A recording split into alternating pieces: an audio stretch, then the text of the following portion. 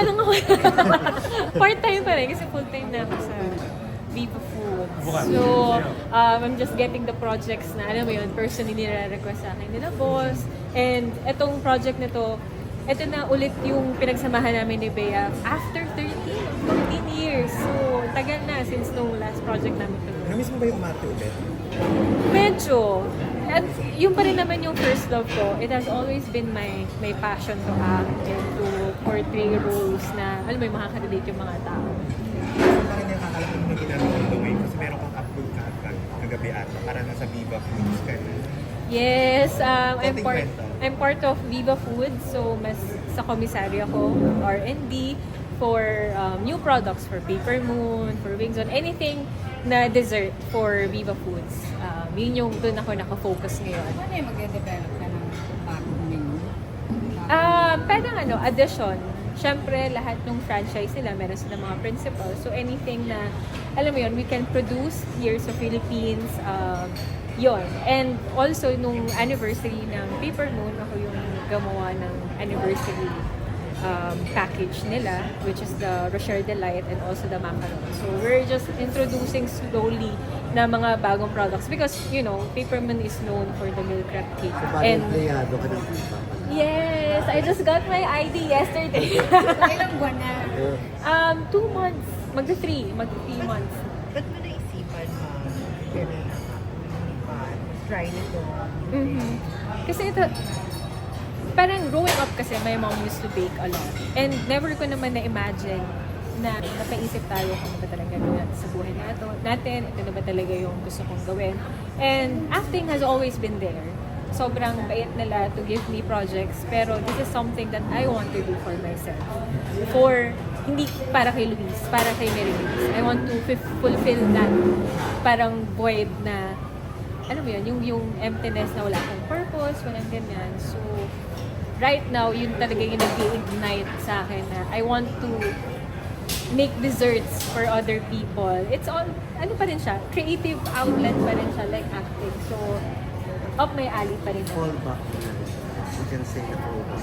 I don't want to say kasi parang fallback, kasi parang ano mo yun, ginawa ko lang to for the sake of. I did this kasi ito na yung gusto ko. I want to be known also. And supposedly, before ako mag-join sana sa Viva Foods, dapat magko-compete ako international sa Gelato Cup. Pero sinasabi ko nga, wait, do I have the funds? And especially here in the Philippines, sobrang ang hirap kumuha ng sponsors for competitions. So sabi ko, sige, mag-iipon muna ako ng knowledge, ng money, and eventually, siguro. Kailan ka nag-start mag-train sa TESDA? TESDA 2022. Okay, so Nag-gain balik ako. 2 years ka na. Tapos after nun, nag-enroll ako sa APCA. Weekend muna. And then, sabi ko, sobrang nagustuhan ko. I want more. I want to learn more. And it's also nice to learn something outside from, ayun nga, yung comfort zone ko. And sobrang malayo din siya sa course na kinuha ko during college. So, yun, continuous learning. Never-ending learning. Ano yung course mo na? Foreign service. International law naman. So, yun. Hindi ba naging mahirap yung transition kung syempre active ka dati sa showbiz, ngayon parang nasa likod ka na, nasa kitchen ka na. Kasi syempre yung nakasanayan mo before na last active ka sa showbiz, nag-iba na ngayon. Paano mo yung transition? Sa totoo lang, hindi naman ganun kalaki yung transition. Kasi ako yung tipo ng artista, even before naman, na meron akong outside friends, hindi nagre-revolve around showbiz yung, alam mo yun, yung mundo ko. So it's not really hard for me to connect to other people. And yun din yung parang gusto ko din, kasi, alam mo yun, totoong tao yung kausap mo, na-experience mo, and I'm learning a lot from them as well. Kasi syempre, different walks in life. Tapos sabay-sabay kaming pupunta.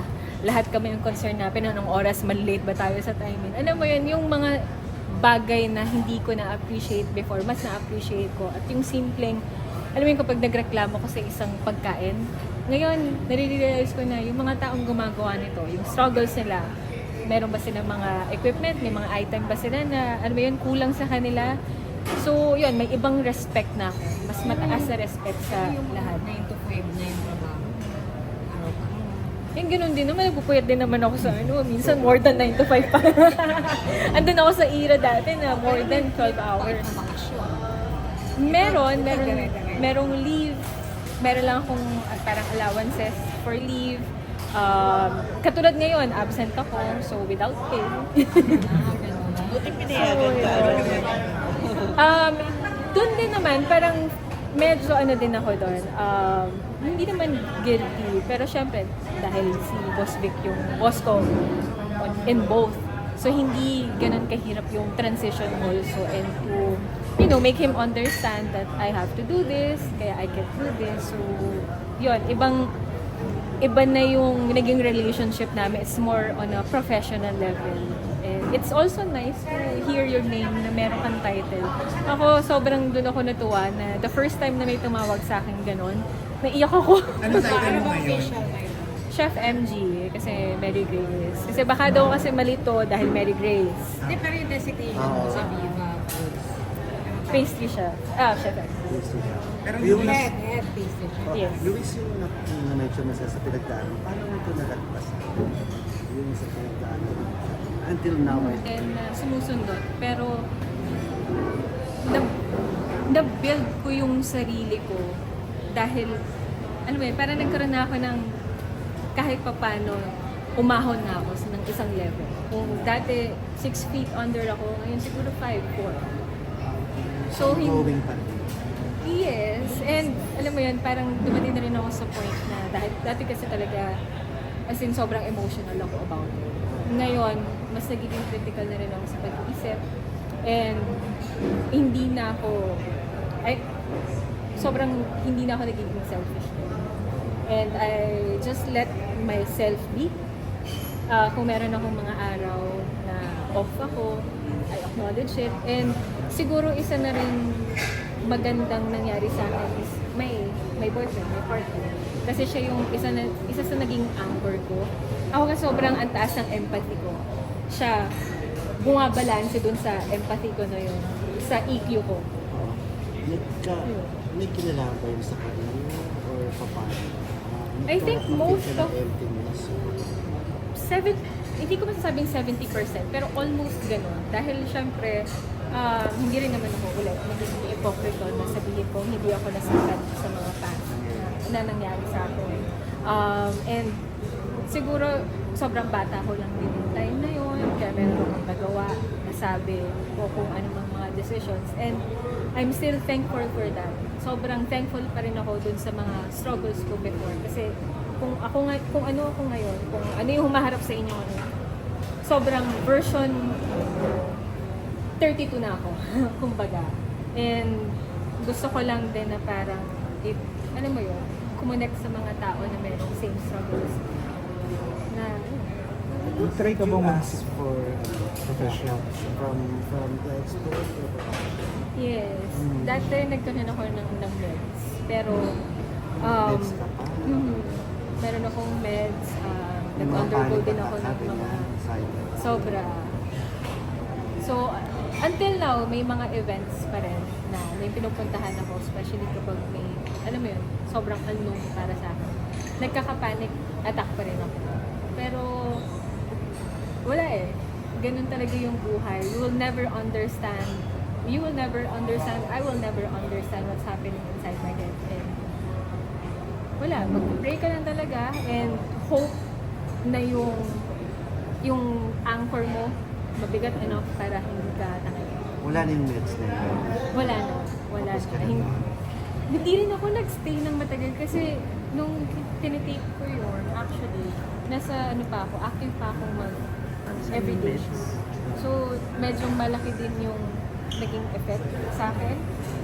And with my knowledge before, I'm sure I'm not taking it seriously. Sino yung pinaka-anchor mo?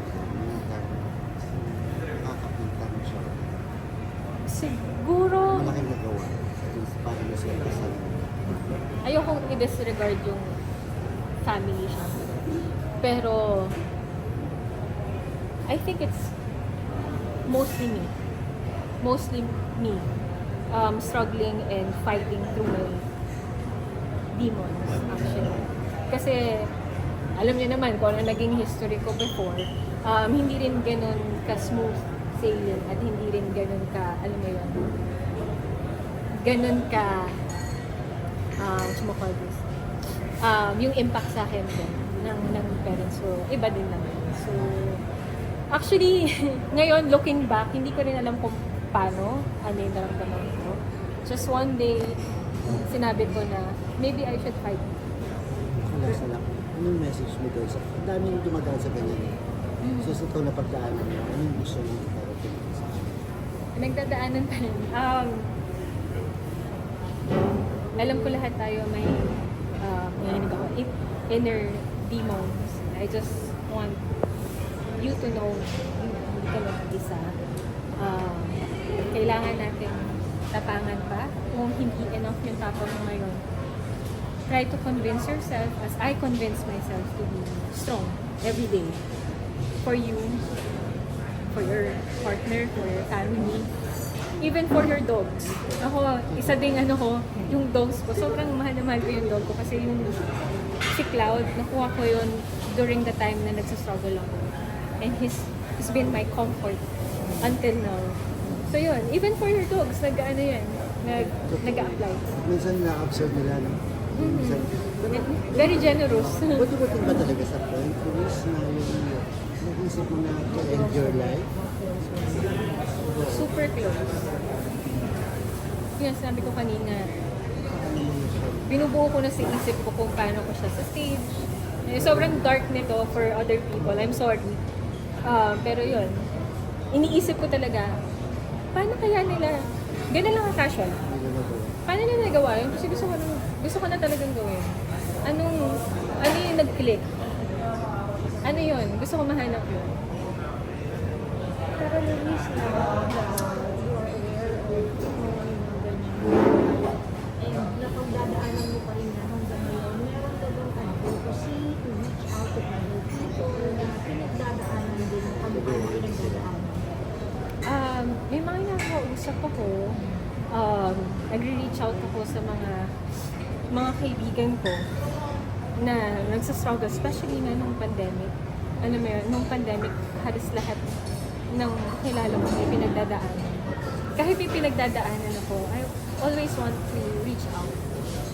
Kasi, wala eh. Parang, yun nga, may gawin ka man o hindi, nagsastruggle pa rin yung tao. So, might as well, may gawin ka na. Kailangan mo ako si Luis. You mentioned that you had to help yourself. It's a continuous healing journey kasi. Yung pagpe-pastry chef, it helped you yung learning how to bake, everything. Did it really, malaki ba yung naging tulong niya in parang finding yourself again, and picking yourself up? Kasi, parang a part of me was stripped down. May mga times na, yun, kilala ko pa ba yung sarili ko? And nung nakita ko yung passion ko with baking, with creating something, parang yun nga, nagkaroon ng something dun sa void na may nag-grow. So, yun, sobrang anlapit sa akin ng pastry kasi I remember my mom, kahit may part ng struggle ko kasama siya, yung good, mas nag-grow sa akin. And, yun. Ang hirap. Thank you, I'm sorry. It's okay. Kailangan natin